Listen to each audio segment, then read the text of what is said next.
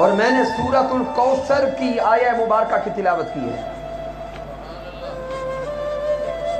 اگر سورۃ الکوثر کا شان نزول دیکھیں، امام آلوسی کو پڑھیں، تفسیر خازن کو پڑھیں، متقدمین سے لے کر متاخرین تک پڑھتے جائیں،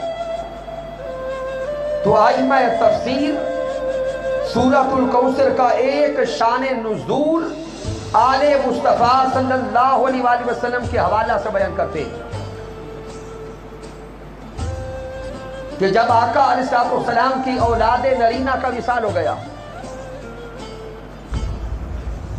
جب آقا علیہ السلام کے تیسرے بیٹے کا بھی وصال ہو گیا، تو آقا کے بیٹے کے وصال پر ادھر میرے محبوب دکھی ہیں، کفار آپس میں مٹھائیاں بانٹ رہے ہیں. اور کفار نے ایک جملہ بولا، آس بن وائل بدبخت تھا یہ جملے بولنے والا. وہ کہنے لگا معاذ اللہ ابترا محمد، کہ محمد مسلمانوں کے نبی کے بیٹوں کا وصال ہو گیا، اولاد نرینہ کا وصال ہو گیا، اب نام معاذ اللہ مٹ جائے گا.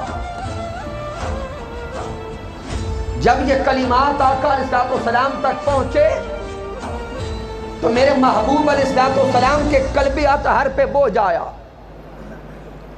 آقا دکھی پہلے تھے، دکھ اور بڑھ گیا، غم اور بڑھ گیا. ادھر محبوب علیہ السلام کا غم بڑھنا تھا، قلب مصطفیٰ پہ بوجھ آنا تھا.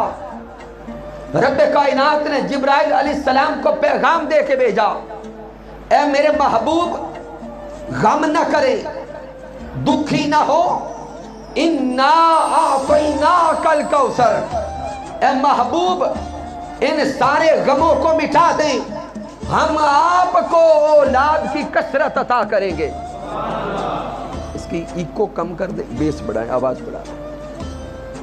انا اعطیناک الکوثر.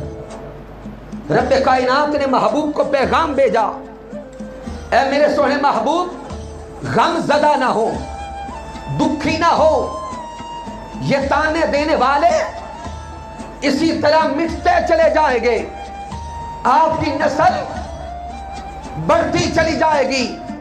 انا اعطیناک الکوثر. رب فرما رہا ہے محبوب غم نہ کریں، قیامت تک نسل بھی آپ کی ہوگی، قیامت تک کلمہ بھی آپ کا ہوگا، قیامت تک شریعت بھی آپ کی ہوگی، اور محبوب قیامت تک آل بھی آپ کی ہوگی. فَصَلِّ لِرَبِّكَ وَانْحَرْ. محبوب آپ رب کی بارگاہ میں نمازیں ادا کرتے رہے، قربانیاں دیتے رہیں. اِنَّ شَانِئَكَ هُوَ الْأَبْتَرُ. بے شک آپ کا دشمن ہی بے نام و نشان ہو جائے گا. اللہ رب العزت کے اس وعدہ کو سامنے رکھیں. 1400-1500 سال گزر گئے، وہ تانے دینے والے مٹ گئے، وہ غم زدہ کرنے والے مٹ گئے. آج نہ یزید نظر آتا ہے، نہ یزید کا گھر نظر آتا ہے، نہ یزید کی اولاد نظر آتی ہے. ارے دیکھو پوری دنیا کے کونے کونے میں ہر طرف نسل بھی مصطفیٰ کی ہے، ہر طرف کلمہ بھی مصطفیٰ کا ہے.